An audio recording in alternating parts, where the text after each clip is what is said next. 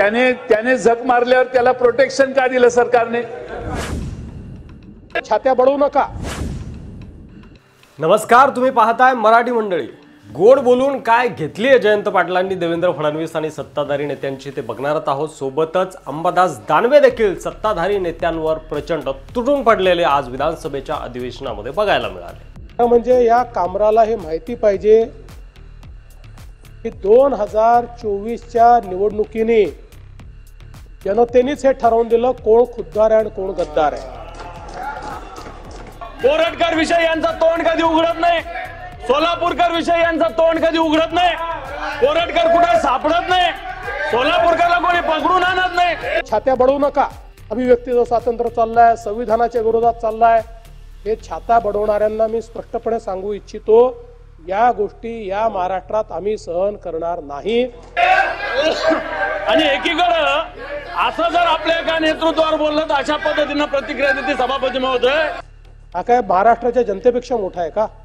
सत्ताधारी पक्ष राज्याची कायदा सुव्यवस्था बिघडवतोय आणि सत्ताधारी पक्षाचेच लोक कायदा सुव्यवस्था बिघडत असेल आणि मुख्यमंत्री अशा पद्धतीने याचं समर्थन करत असेल सभापती महोदय. भविष्यामध्ये ही उद्धवजींच्या बाबतीमध्ये देखील घटना घडू शकते, आदित्यजींच्या बाबतीमध्ये देखील घटना घडू शकते. आणि आज आम्ही तुम्हाला शब्द देतो की तुमच्या नेत्यांच्या बाबतीमध्ये जर असं काय घडलं तर आम्ही तुमच्या सोबत उभं राहू, पण अशी प्रवृत्ती आम्ही चालू देणार नाही. आमच्या समोरच्या बाकावरचे काही लोक हे तात्काळ त्याच्या समर्थनार्थ उभे राहतात. तरी ते कॉमेडियनने काहीतरी कविता वगैरे म्हटली, त्याच्यावर केस झाली. पण लोकांनी मागणी करून त्या छत्रपती शिवाजी महाराजांचा अपमान करणारे सोलापूरकर आणि ह्या सगळ्यांच्यावर केसेस होत नव्हत्या. हे काय कामराशी ठरवून चाललेलं आहे का कामराला तुम्ही सुपारी दिली आहे असा प्रश्न विचारण्याची वेळ या ठिकाणी आलेली आहे. इथं राज्यपाल छत्रपती शिवाजी महाराजांच्या बद्दल, महात्मा फुलेंच्या बद्दल असे बरेच लोक आमच्या महापुरुषांच्यावर, सत्पुरुषांच्यावर बोलले. तो अपमान चालतो, काय प्रॉब्लेम नाही. पण अध्यक्ष महोदय, तो कोण कॉमेडियन आहे त्यानं काय सध्याच्या प्रचलित नेत्यांच्यावर बोललं तर लगेच केस. कामराला अटक केली पाहिजे अध्यक्ष महाराज, ही विनंती मी या ठिकाणी करतो अध्यक्ष महाराज. कामराच्या या सडक्या याचा निषेध व्यक्त करतो अध्यक्ष महाराज. अशा प्रकारे सुपाऱ्या घेऊन या ठिकाणी जर कोणी अपमानित करत असेल तर त्यांच्यावर कारवाई केलीच जाईल. दंगा करण्याचा प्रयत्न केला, त्याचा जात धर्म न पाहता त्याच्यावर कारवाई केली जाईल. काही ना काही एक प्रकारे काही लोकांचा सुनियोजित पॅटर्न हा देखील त्या ठिकाणी दिसतो आहे. आता नागपूरच्या दंगलीत असं सांगण्यात आलं की हा पूर्वनियोजित कट होता. अरे पूर्वनियोजित कट होता तर तुम्ही काय हजामती करत होता काय? पूर्वनियोजित कट म्हणजे प्लॅनिंग आहे. प्लॅनिंग आहे म्हणजे कुठंतरी सिटिंग करून प्लॅनिंग केलेलं असेल, बसले असतील ना. पोलीस खातं काय करत होतं?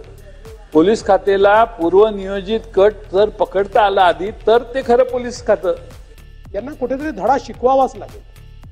म्हणजे अध्यक्ष महोदय, आपणच कबूल करतोय अचानक झालेली दंगल आपण समजू शकतो, पण पूर्वनियोजित कट झाला आणि ती दंगल झाली. आणि नागपूर सारख्या शहरामध्ये दंगल होणं म्हणजे सगळ्यात शांत प्रवृत्तीची लोक त्या नागपूरमध्ये राहतात. तिथं दंगल घडवून दाखवली म्हणजे कौतुक आहे करणाऱ्यांचं, दंगल करणाऱ्यांचं. म्हणजे सगळ्यात टॉप स्किल वापरली, त्यांचा सत्कारच करायला पाहिजे एका अर्थानं.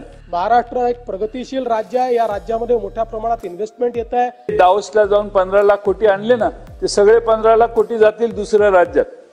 अशी जर मानसिकता महाराष्ट्रात आपण ठेवायला लागलो तर माणसं फार जवळ येणार नाहीत आपल्या. पोलिसांवर ज्यांनी हल्ला केला असेल त्यांना काय झालं तरी सोडलं जाणार नाही. आता ते प्रशांत कोरटकर नागपूरचा कोण आहे, त्याने इंद्रजित सावंतांना हे केलं, त्याचं रेकॉर्डिंग तुम्ही ऐकलं की नाही मला माहित नाही. ऐकलं का तुम्ही? तर तो छत्रपती शिवाजी महाराजांचा एकेरी उल्लेख करतो,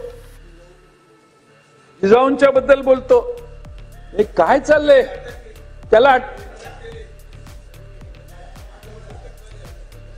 तुम्ही दोघांनी केली? कधी केलं? पाटील साहेब बोला, आपण बोला. अध्यक्ष महोदय, सभासदांनी व्हॉट्सअपवर बघितलं असेल तर अटकेचं ड्रीम अनेकांना आहे महाराष्ट्रात. त्यांनी एखाद्या वेळ टाकलं असेल आणि ते सांगत असतील. अटक झाली तर सरकारने सांगावं.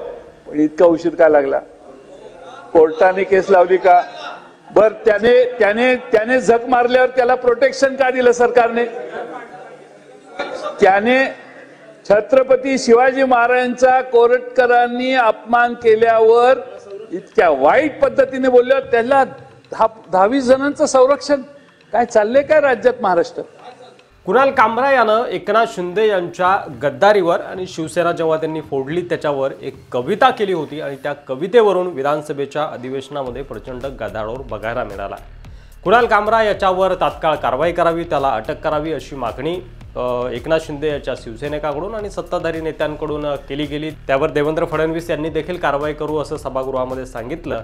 एकीकडं कुणाल कामरा याच्यावर कारवाई होते आणि दुसरीकडं छत्रपती शिवाजी महाराज यांचा अपमान करणारे कोरटकर असतील, ते सोलापूरकर असतील किंवा राज्यपाल असतील यांच्यावर कारवाई होत नाही. हा मुद्दा देखील सभागृहामध्ये चांगलाच गाजला. त्यानंतर जयंत पाटील यांनी देखील देवेंद्र फडणवीस यांच्यावर चांगलेच तंच कसले, त्यांना चांगल्याचा कोपरखळ्या मारल्या. नागपूरच्या दंग्यावरून, नागपूरमध्ये जो दंगा झाला तो पूर्वनियोजित होता असं देवेंद्र फडणवीस यांनी सभागृहामध्ये सांगितलं. त्यावर जर दंगा पूर्वनियोजित होता तर मग पोलीस तो पूर्वनियोजित दंगा का थांबवू शकले नाही?